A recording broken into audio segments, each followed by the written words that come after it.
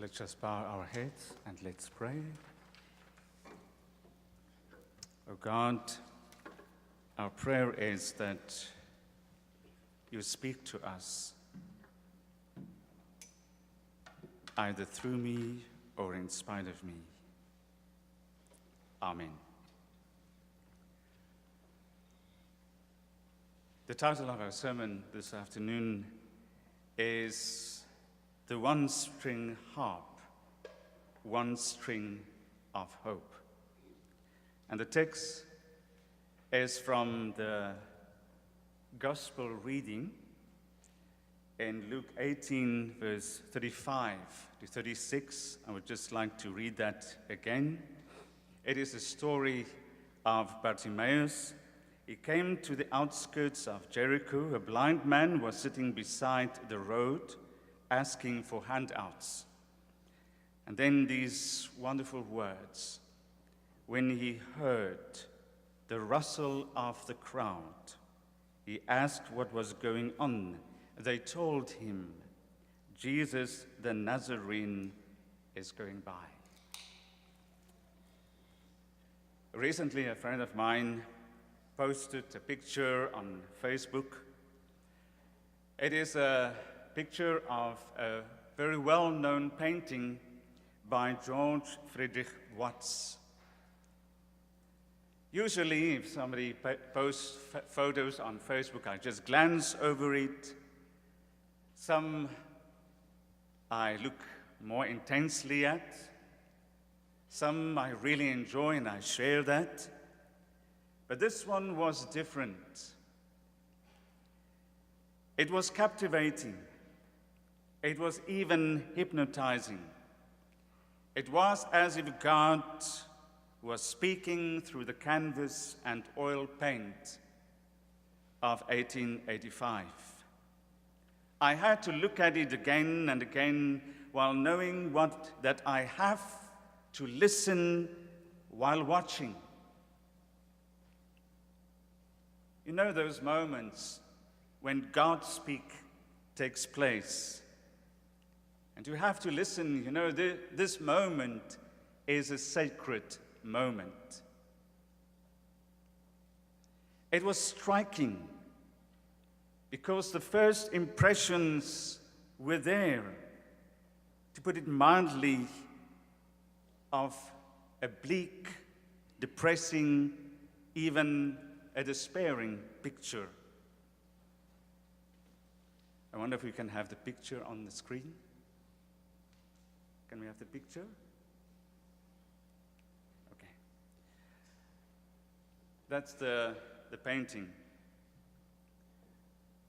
I must admit, when I was looking at this painting, it reflected a bit of my own feeling that day. It was a bit of a feeling of gloom. Reading the newspapers, well, sometimes that makes you gloomy. Looking at this world, things going on in this world, you wonder what happens, what is happening right now. But this painting spoke to me. It hangs in the Tate Gallery in London, and it is a painting who has influenced many people.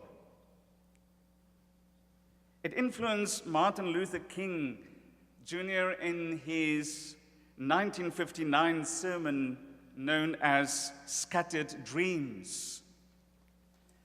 Jeremiah Wright used it in a sermon in 1990, and among the congregation was the young Barack Obama, who was deeply moved by it. This painting, or a picture of this painting, hanged in the prison cell of Nelson Mandela in Robben Island while he was a prisoner there. Back to the painting. At the first glance of this wonderful work, one might be forgiven to think that this is a work depicting despair, hopelessness, and gloom. But then the observer, you and I, is stunned by the title that what gave this beautiful painting. He called it hope. Well, I expected that hope should be clothed in long, colorful, flowing raiment, draped in sun rays and bright moods. But for what? This was hope.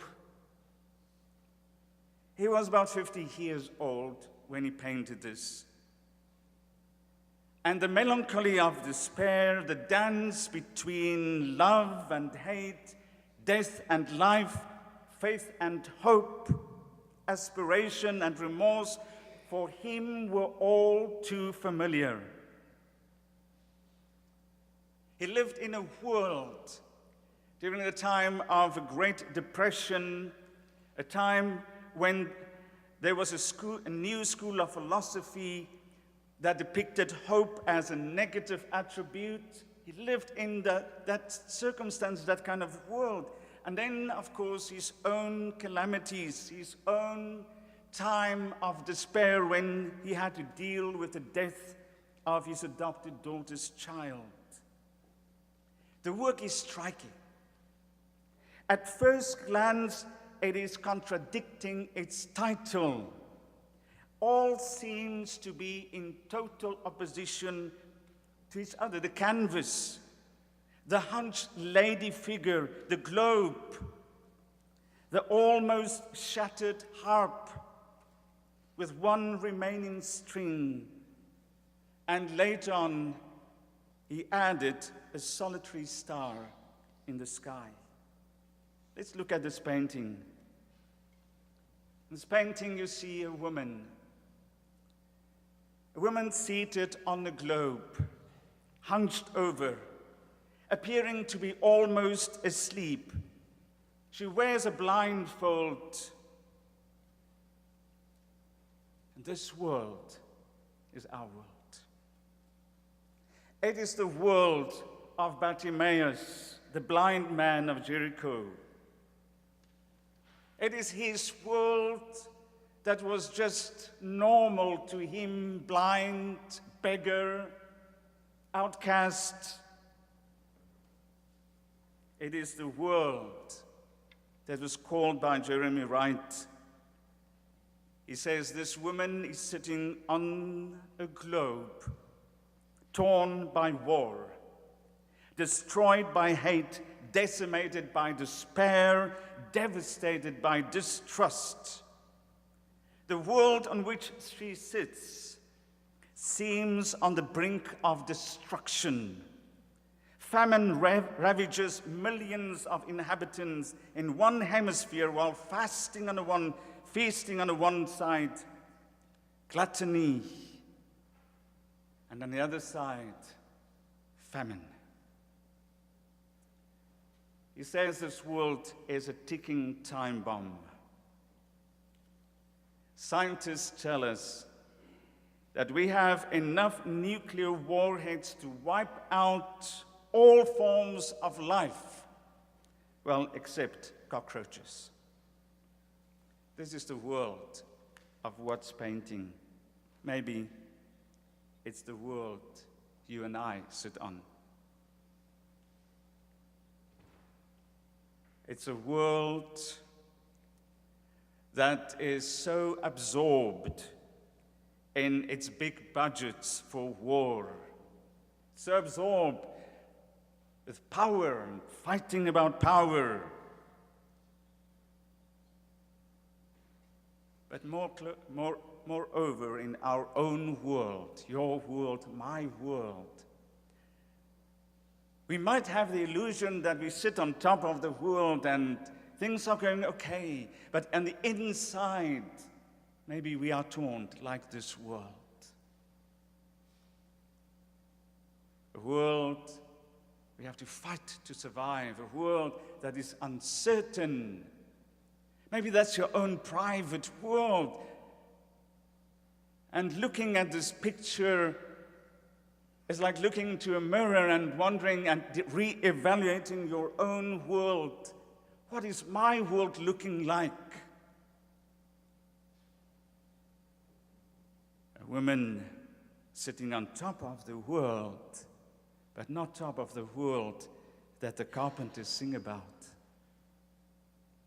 It's not top of the world as somebody that has overcome as all the problems of his life or her life.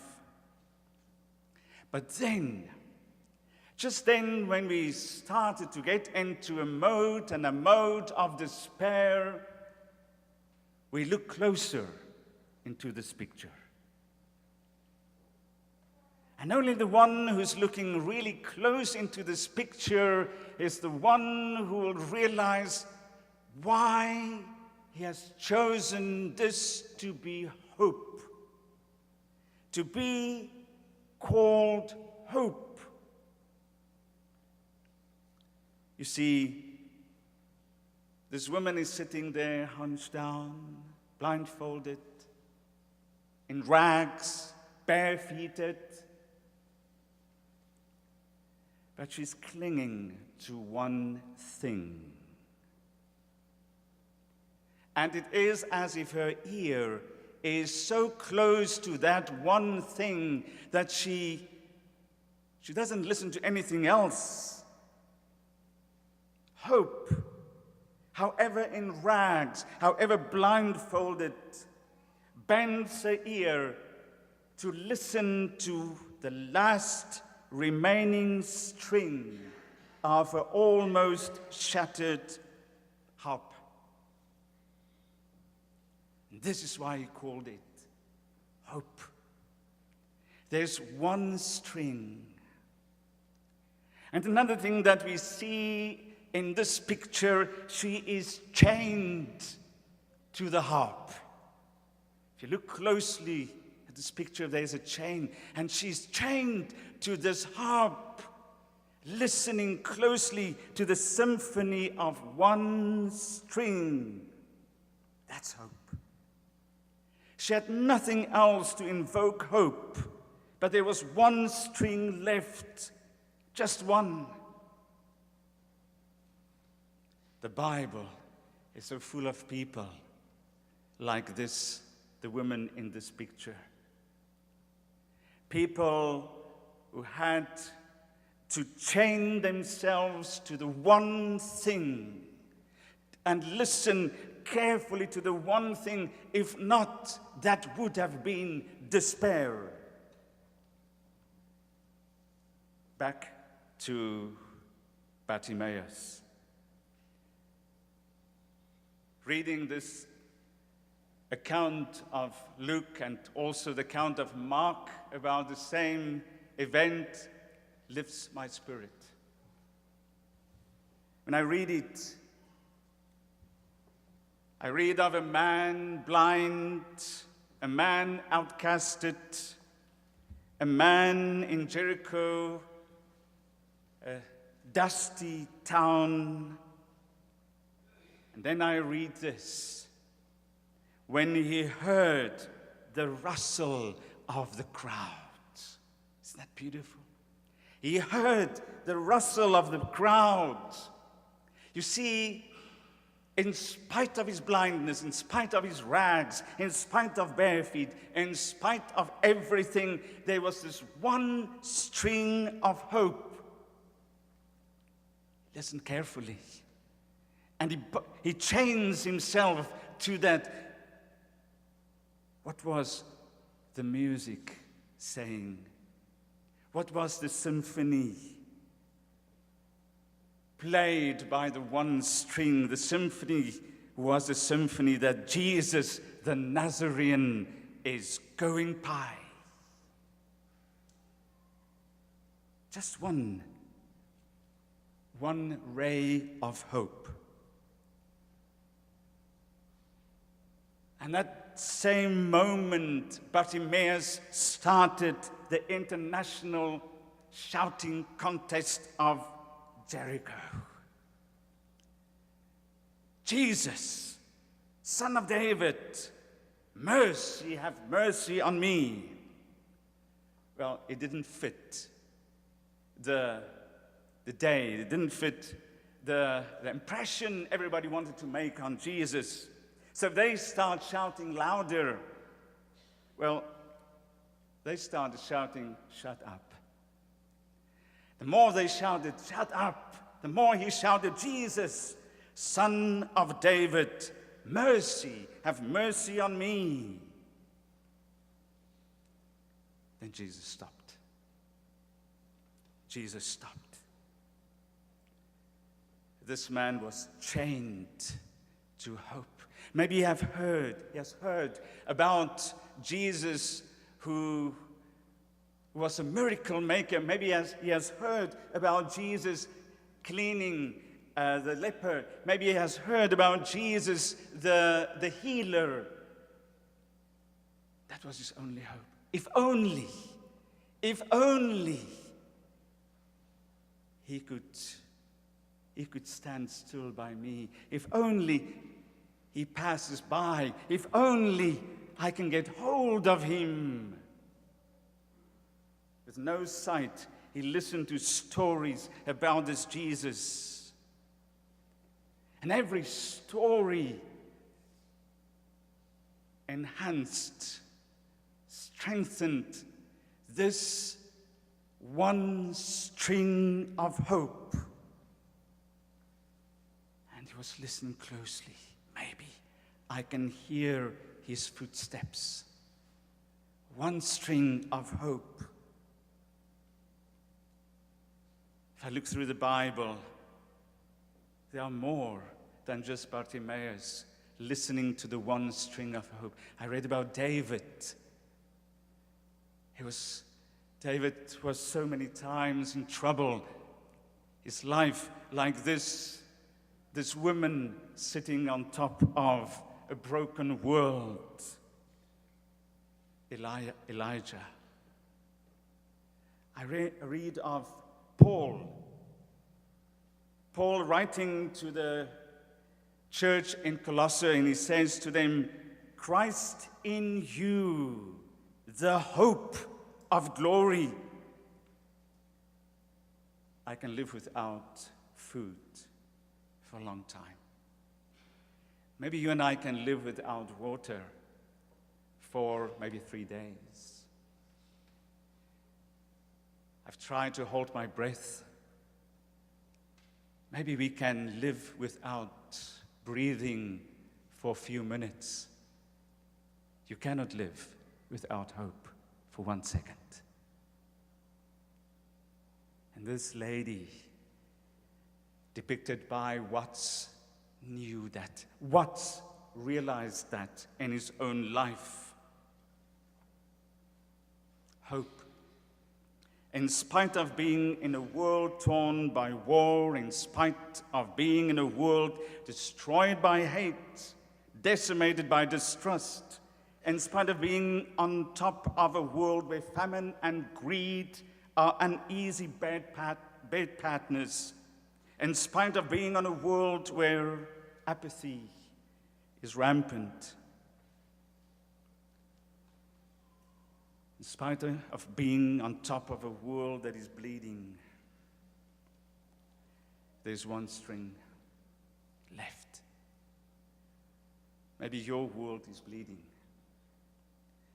Maybe you are here this afternoon and you're experiencing your world as the world of what? Maybe you look at your own circumstances, there's not much hope. Maybe it's not your world today, but I can guarantee you there are times in our lives that we do experience this world. When we lost our jobs, when somebody that we love dies, when the calamities of this world knock on our doors. Then you need to have the audacity of Bartimaeus to listen to the rustling in the crowds.